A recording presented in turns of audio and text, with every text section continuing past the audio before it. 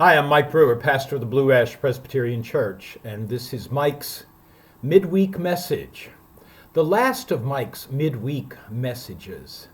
I began this back when the pandemic shut things down, and it has gone on far longer than I anticipated.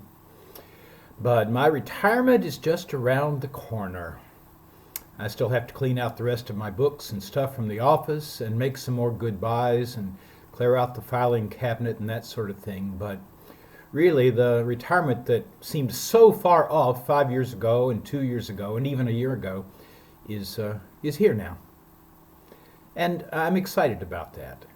I don't know quite what it's going to be like. There are things you can't know until you get there. I have given it some thought.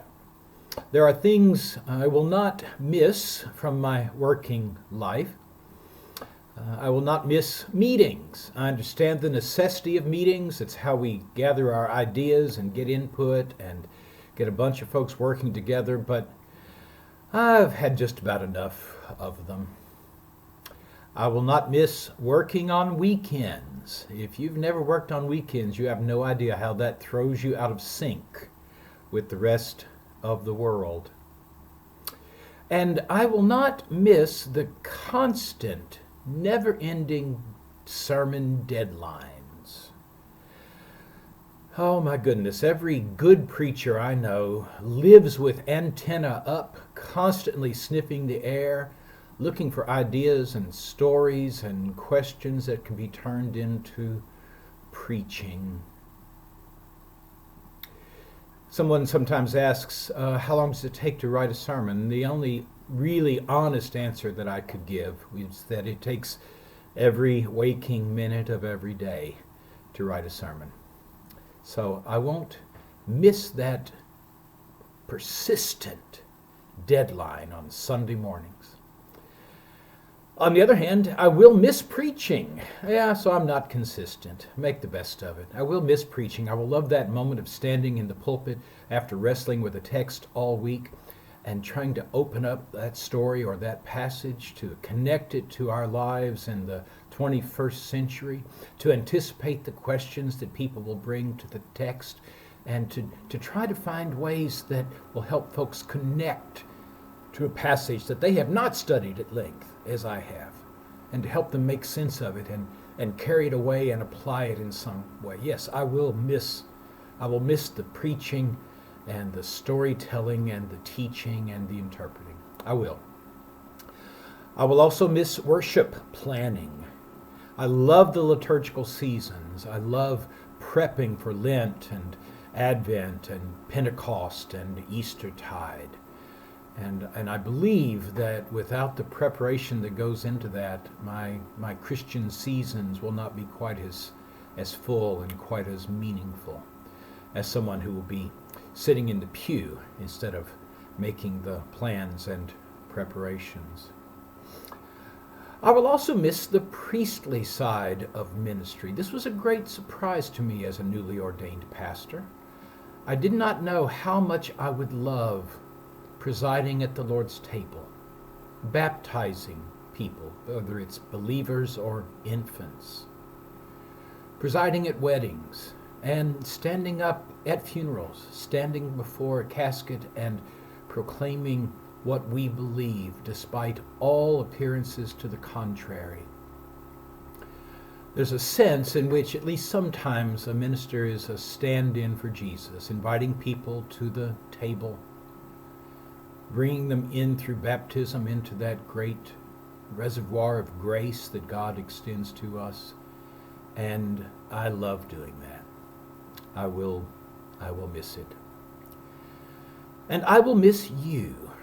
I will miss you. You know, I've done my best to play down my retirement and departure. At least I think I've been doing that. I've tried to, for a lot of reasons. Ministers come and go, and I am one in a long list of ministers who have served this congregation in the past and who will serve it in the future. As in most workplaces, I suspect that after I leave, the church will scarcely miss a beat, and things will move along under someone else's leadership. And that is right and proper, and that is as it should be. I would never want to create the idea that I think I am indispensable. I'm not. But I don't want to be so blasé about my departure that I leave you in question. Yes, I will miss you. I will miss you as a congregation, and you are a wonderful, warm congregation. I will miss you as individuals, with your different quirks, some of you funny, some of you earnest, some of you creative, some of you steady and solid, some of you bouncing with ideas. I will miss each and every one of you. As an introvert, as someone who is very comfortable alone, I have sometimes struggled in ministry because it is so public and so relational. But at the same time, I give thanks to God that I have received relationships and friendships that I could never have found on my own, just by virtue of being a pastor. So, if there's any doubt in your mind, yes, I have loved being here with you, I have loved you, and I will miss you. In many ways, this is a real goodbye. That's not to say that if we bump into each other on one side of the river or the other that we have to look the other way. We can hug and say, how's it going? I am not changing my phone number. I'm not changing my email address. I am still within reach anytime you want to check in and say, how's life? And I'll tell you, as long as we don't talk about church stuff, because I won't be your pastor, I'll be a friend. At the same time, though, I am signing a covenant of promise to the Presbyterian, saying that when I leave here as your pastor, I really do leave. And the reasons for that are obvious. So the new pastor has a chance to get feet on the ground and establish that holy relationship that's so important. So for the sake of the incoming pastor and for the sake of the church that doesn't need mixed signals, I really am stepping down. And I won't be back to do funerals or baptisms or weddings or that sort of thing.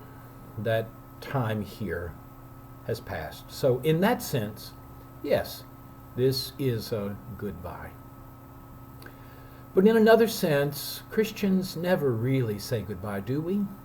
I mean, if we really believe what we say we believe, that we are woven into an eternal fabric of grace, that we belong to a God who is the God of the living, not the God of the dead, that in Christ we will be raised up and transformed into a new existence and a new life. And not a life lived in solo, but a life lived in community, a life lived in the family of Christ, a life lived in the heavenly city. So, in that sense at least, the ties that bind you and me are ties that will not unravel or break or diminish across the years, across eternity. It might be worth reminding ourselves what goodbye means in English.